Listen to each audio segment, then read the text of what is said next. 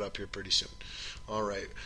Same will go to NASCAR. We will cut the fat with that. So that leaves us with a PGA quickie, a WWE quickie, a little bit of boxing, and a little bit of UFC. All right. So your PGA Tour results for last week's event, which was the great, classic that is the AT&T Pebble Beach Pro-Am, where we get to see amateurs from the entertainment world as well as professionals play one of the most famous, beautiful golf courses in America, at least, if not the world, Pebble Beach. And your winner was Vaughn Taylor. He won by one stroke over Phil Mickelson. 17 under was the winning score. Phil finished 16 under.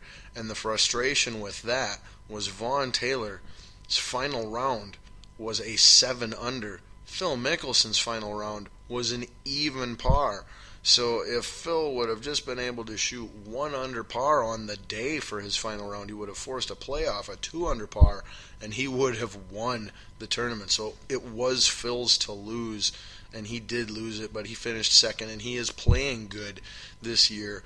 Another name notable that I want to point out that I actually had in my DraftKings lineup for the tournament, and a guy to keep an eye on that I had on the radar last year that is just continuing to improve by leaps and bounds and really make a name for himself, is one Jonas Blixt. He shot a 5 under, a 3 under, a 5 under, and a 3 under for a 15 under on the tournament. Just really consistent, good player, phenomenal on the greens.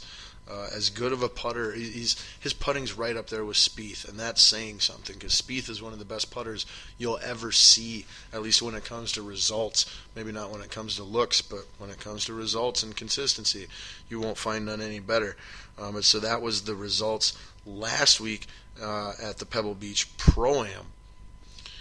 And coming up this week, or starting today actually, or no, that would be next week. It says starting the 25th would be that would be next week, of course. I'm not sure why it doesn't have anything for this week here and what I'm looking at, but whatever. Anyway, next week, not this current week, but February 25th through 28th will be the Honda Classic, and that tends to draw a fairly decent amount of the bigger name players. That's the one thing with these tournaments early on in the golf season, is until we get, now that we're getting into March and have a month to a month and a half before the Masters, that is when you really start to see all the big names come out from their hiding and get playing in the competitive tournaments to try and gear up and get prepared for that first major tournament, which is when the real golf season starts in all reality. So there was some golf talk, because I love freaking golf. Maybe you do too. Not sure, but we'll take a shot. We give attention to all sports, no matter what my or your or anyone's interest level is. If no one cares about it, we don't care about that. We don't care if no one cares. That should be our motto. We don't care if no one cares. We give equal attention to all things that are going on in the sports world. So now let's move to some pro wrestling, WWE and Lucha Underground, before closing out with a boxing figure and a UFC figure. Actually, hold on, rewind, step back just one moment. Final bit of golf news. There is a tournament this week, as I felt there had to be. There's one every week, for crying out loud. And yes, the one this week is the Northern Trust Open, being held at the Riviera Country Club. So not a very prestigious tournament, but a fairly renowned course. So if you're a golf fan, check that out. And in case you were wondering, Camilo Villegas is leading after the first round, so most likely he won't win the tournament, but finish somewhere in the top 10, which will get him a nice sized paycheck. Now, moving on to a tiny bit of pro wrestling, starting in the WWE. We got WWE Fastlane coming up a week from this Sunday. Current Raw and SmackDowns have been mediocre at best. Feel like SmackDown is actually the better TV show and product right now than Raw. Somebody convince me I'm wrong. The road to WrestleMania is looking fairly bleak. Fastlane looks boring, obvious, and just as awful of a filler pay-per-view as one can possibly imagine. Not optimistic, not encouraged right now as a WWE fan whatsoever. The other news that would be in WWE right now would be a possible early return from injury, or earlier than expected return from injury for one John Cena. That would be epically huge if they could get him back before WrestleMania. They have so many superstars out with injury. They need all that they can get, and he's the biggest one that they have in the biz yet right now, like him or not. And getting him back would be huge what's best for business. So we'll see if John Cena in fact does make a surprise return here in time for WrestleMania or not. And the other main WWE story or rumor coming out this week is that the Divas Championship match at Fastlane, where champion Charlotte will defend her Divas title versus Brie Bella, rumor has it that that could and will likely be Brie Bella's last match, and that she will join her husband Daniel Bryan in retirement from in-ring WWE competition following next Sunday's pay-per-view. So it'll be interesting to see if that turns out to be true or not as well. Now, in our other bit of wrestling news, Lucha Underground, it totally rocks. It's on the El Rey Network. If you don't have the El Rey Network, call whoever you get your TV channels from and demand that you get it. Find out whatever you have to pay to get that in a package and pay it. It's worth it. It's the best wrestling I've ever seen on TV ever.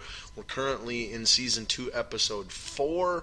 Is what we watched yesterday on the El Rey Network, or last night I should say. They're still showing Rey Mysterio in promos fairly regularly on a weekly basis, although we haven't seen him show up in the temple yet, which is where they film all the shows. Tejano appeared in the temple for the first time on this week's episode. Not a big Tejano fan at all. One of the few guys I don't like, actually, in Lucha Underground. Cage was on. He's a freaking beast. I love the Cage and Johnny Mundo, formerly known as John Morrison, stuff that they got going on. That rivalry's looking great. Also saw a great match between Pentagon Jr. and Prince Puma, two of the biggest stars they've got as well. Fantastic match. It's a great season. Every episode's awesome.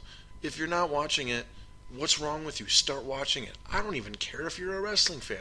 If you're not a wrestling fan, this is the type of wrestling that could make you a wrestling fan. Yeah, it's that freaking good. So you have been warned. All right.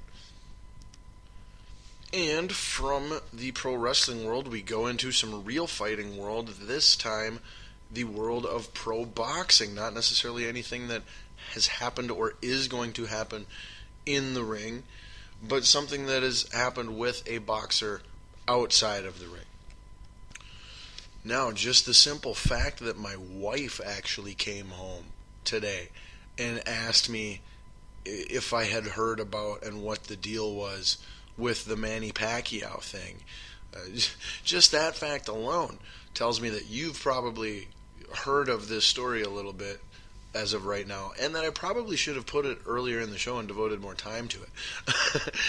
But anyway, in case you haven't heard, or even if you have heard, world famous champion boxer Manny Pacquiao, most recently known for his horribly disappointing, boring mega fight with Floyd Money Mayweather.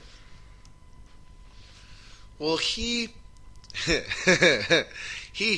came out recently. Pun intended, you'll get it here in a minute if you haven't heard the story.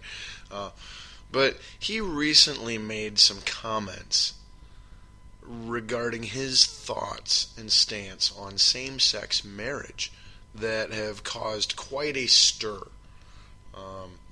He said to the effect, and I might even be quoting, this is just what I read, but he equated same-sex marriages, people who are in same-sex marriages, those people are no better or no different. I'm not sure if he used the word better or if he used the word different, but they're no different than animals. He equated gay people in same-sex marriages to animals, non-human being life forms. Needless to say, you say something like this, even if you're a nobody, and it'll get out to people. You say something like that, and you're as rich and famous and well known as a Manny Pacquiao, and of course it's going to get out. Everybody's going to hear it. Since of course he's apologized without really apologizing, because that's what Manny does. If you're familiar with Manny as a person at all. But there is much more at stake here than just how Mr. Pacquiao fares in the court of public opinion now and from here on out. Where Manny stands to lose big time from this boneheaded blunder is in his pocketbook. Now, not only does Manny have a fight coming up against some schlub here in April, I believe, that nobody is going to buy, and if people do buy, he's going to be booed probably more than he ever has in his entire career. Aside from the negative impact on the upcoming fight he's got here in like a month and a half, Nike dropped their affiliation, sponsorship, relationship with him, terminated all ties with the guy for his remarks.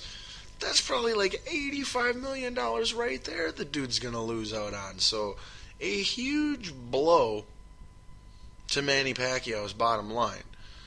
But, when you're famous, when you're rich, when you're influential, all these things that Manny is, when you're that type of person, and you say just outlandish statements against other human beings, or negative towards other human beings, you're going to have negative repercussions.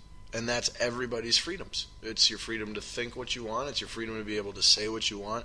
It's also everyone else's freedom to think what they want and say what they want back.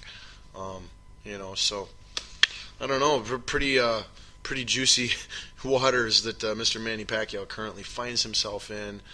I'm sure it won't hurt him at all in his homeland, Philippines, where he is basically a god or a deity of sorts amongst the people there. I'm sure it won't impact his popularity or favorability whatsoever in that part of the world. However, here in the States, a lot of us probably will not look at him and think upon him as favorably as we may have in the past throughout his boxing career. Well, that indeed arrives us at our final topic of the show, and when we near the end of the topic, we will then address and bring up Ball's deep thought of the day before we send you on your hopefully merry way. Wow, I am one heck of a rapper poet. Kendrick Lamar and Kanye West ain't got nothing on me. Nothing. Ludacris, Eminem, that's a different story. But anyway. Alright, well, our final topic brings us to the world of UFC. And one star in particular, Miss Ronda Rousey, finds herself in the news yet again, as she is very good at doing. She's great at advertising, marketing, promoting, and selling her brand.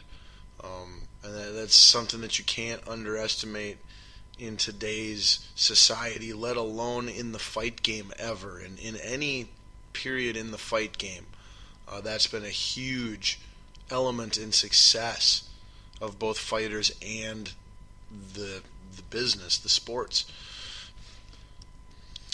Now, as we mentioned on last week's show, Ronda Rousey is in training again now, finally has resumed training for the first time since her devastating loss to Holly Holm. However, that is not what she finds herself in the news for this week. There are two other outside of fighting reasons that she finds herself in the news this week. And the first I will address is her recent interview, which I shared on Facebook. You can search Scotty Dash Ball and enjoy that, scrolling through